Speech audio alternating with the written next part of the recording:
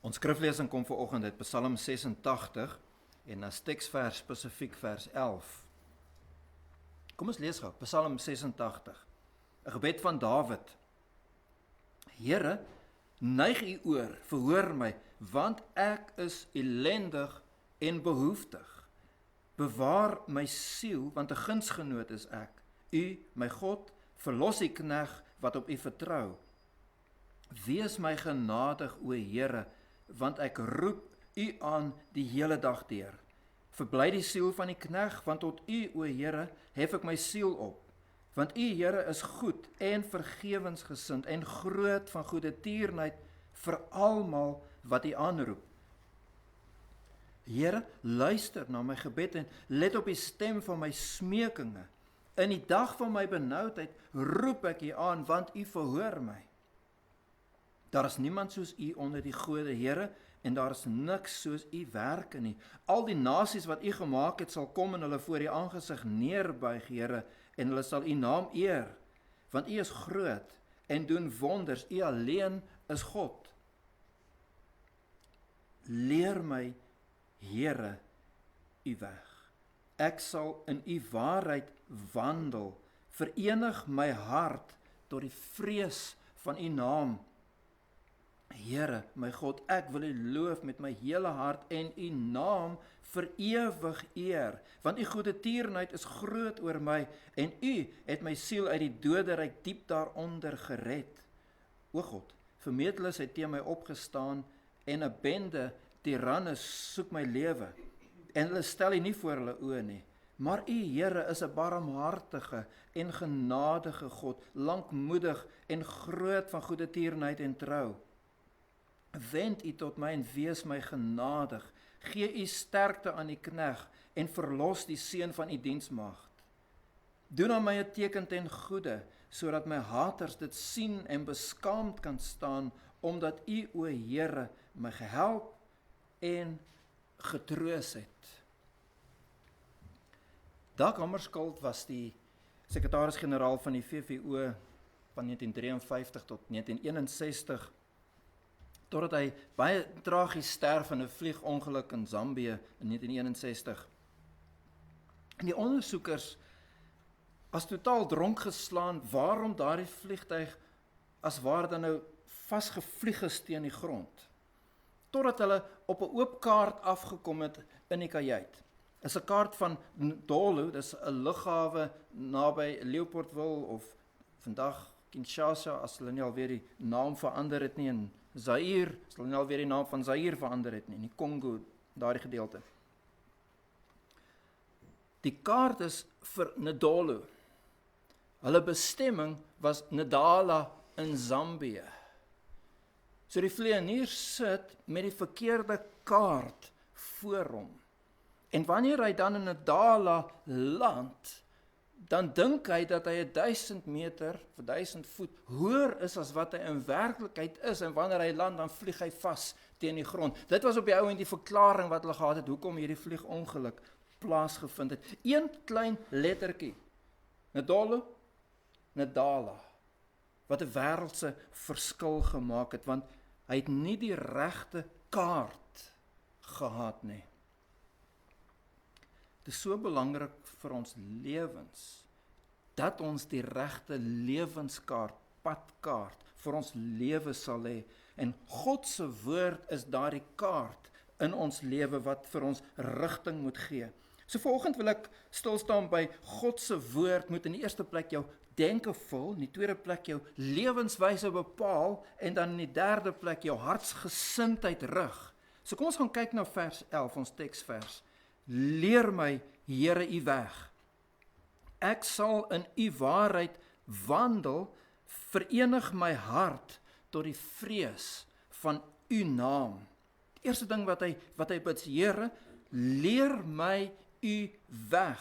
Ons sê, God se woord moet ons gedagtes vul, ons gedagtes beheer. Nou, wanneer ons hierdie gebed in vers 11 lees, en ek dink dis 'n gebed wat ons maar deel van ons daaglikse gebed kan maak. Here, leer vir my u weg Ek sal in die waarheid wandel, verenig my hart tot die vrees van u naam, veral as ons verstaan wat dit beteken.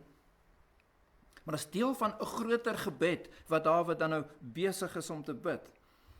Hy kom in die eerste plek, na in vers 1, kom hy, en hy bid omdat hy glo, dat God hom sal help, en hy kom en hy sê, neig u oor, Here, verhoor my, want ek is ellendig en behoeftig. Lees ons daar vers 7, in die dag van my benoudheid, roep ek u aan. Hoor die woorde, né? Ellendig, behoeftig, dag van benoudheid.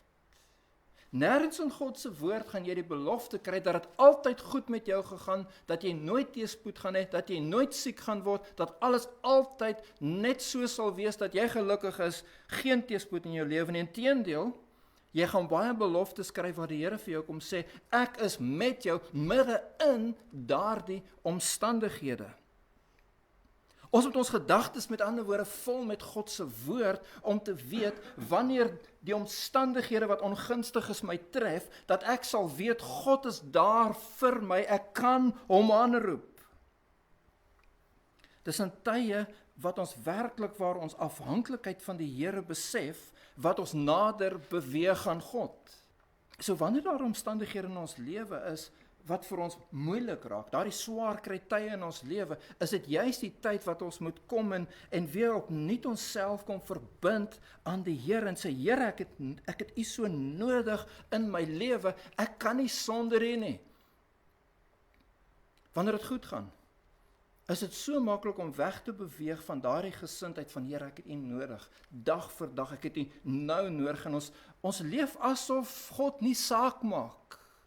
Totdat die krisis daar is, en dan ruk het ons weer terug tot daardie besef van, Here, ek kan nie, wil nie, sal nie, sonder u leef nie. En dan val hy terug op daardie verhouding wat hy met die Here het. Here, ek is u gunsgenoot, u is my God, ek vertrou op u. En as ons 'n bietjie verder lees daar in vers 3, dan sien ons, hy kom steun absoluut op wie God is, op wat hy weet van God, op God se karakter. Onthou ons sê, die woord moet ons gedagtes vul. Die woord oor wie God is, moet ons gedagtes vul. En hy kom sê, wees my genadig, o Here. Lees ons in vers 5, want u, o Here, is goed. U is vergewensgesind. U is groot van goedertierenheid. Die groot woord wat moeilik is om in een enkele woord te vertaal. Goedertierenheid, God is goed vir die aan wie hy homself verbind het in 'n verbond om te sê, jy is myne, ek is jou God, jy behoort aan my, ek sorg vir jou. Alles opgesluit na een woord, goedertierenheid. U is groot van goedertierenheid vir almal wat u aanroep. Wanneer jy jou gedagtes vul met God se woord, wanneer die swaar tye daar kom, dan kan jy bid, Here, ek vra dat u vir my sal help, ek is afhanklik van u, kom bewys uself dit wie u is, kom bewys uself in my lewe, jy het daai vrymoedigheid om dit te doen. Dis hoekom dit so belangrik is, dat ons vir die Here sal vra, Here, leer my die padkaart, leer my u woord. Dat moet so deel van ons gedagtes raak, dat dit vir ons natuurlik raak om aan te gaan na die tweede aspek, wat ek wil aansny hier vanoggend, en dis God se woord moet ons lewenswyse bepaal, want hy sê nie net, leer my nie, jy sien, as mense wat 'n honger het na God se woord, in sommige omstandighede kan ek sê selfs 'n patologiese honger het om meer en meer te leer van die woord. Hulle sal tot in die fynste detail van elke woordjie wil ingaan, maar is alles net verstandskennis, dit raak nooit hulle lewe. Mag dit nooit wees dat ons net wil sê, Here, leer my, maar hy sê, Here, leer my u weg. Onmiddellik as ons leer, u weg, die pad, is iets wat ek moet loop, dan kom hy en hy sê, ek sal in u waarheid wandel. Ek sal die woord gaan doen, ek wil die woord deel maak van my lewe. Soos ons in die eerste plek sê, God se woord moet ons gedagtes vul, in die tweede plek, God se woord moet ons lewenswyse bepaal. Jy sien, ons moet 'n keuse in ons lewe maak, gaan ek my lewe bou op die waarheid, soos dit in God se woord is, of gaan ek die waarheid aanpas by omstandighede? Wanneer ons dan nou besluit het, ek gaan my lewe bou op die woord, moet ek dit gaan leef in my elke dag se lewe. Ek lees van Jody Mason. Dit is in die tyd van president George Bush, net voordat hy oorlog verklaar het teen Irak. En Jody Mason het 'n ernstige issue gehad met George Bush se buitelandse beleid. En as 'n protesaksie, vat hy 'n groot slot en hy gaan sluit hom vas aan die voordeur van wat hy dink 'n staatsgebou is. Hy dink is 'n regeringsgebou. Hy dink almal gaan kennis neem van sy protes.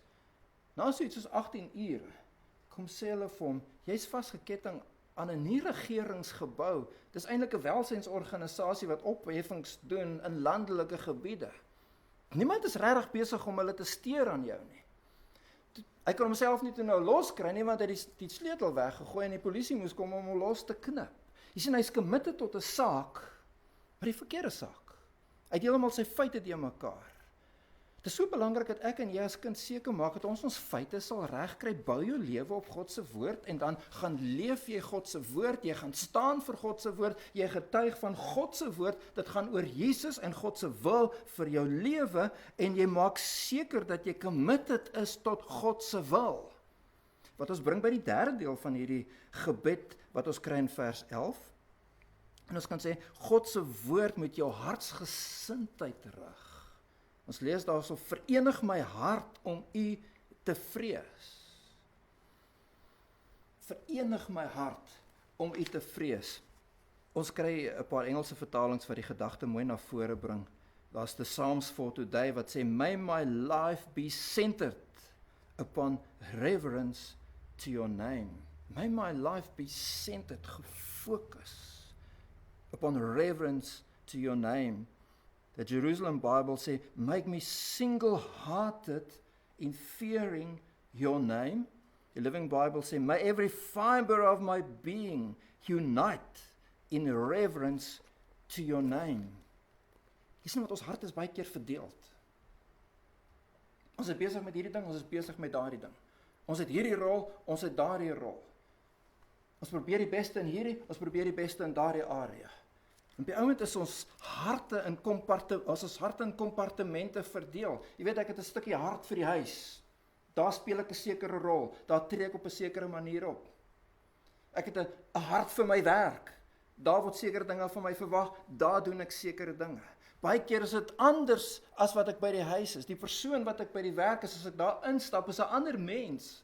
As hulle weet hoe ek by die huis is, sal hulle dit nie glo nie. En die mense by die huis vind dit baie moeilik om daarmee saam te leef, dat jy 'n totaal ander karakter is by die werk.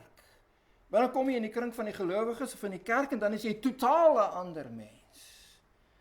Jy al agtergekom weet, veral met mense wat hypergodsdienstig is, hulle begin anders praat wanneer hulle by die kerk kom. Daar's so 'n aksent wat hulle aansit, die kleredrag lyk anders, hulle is so vroom. Kom sit in die kerk met 'n statigheid, met 'n heiligheid amper oor hulle. Maar hy's nog nie by die huis, dan is dit 'n ander mens. Dan is dit asof die heiligheid verdwyn het en die duiwel in hom gevaar het. En maandag by die werk is hy niks beter as enige van die ander ongelowiges nie, want ons lewens kan so maklik versplinter raak, gefragmenteer raak.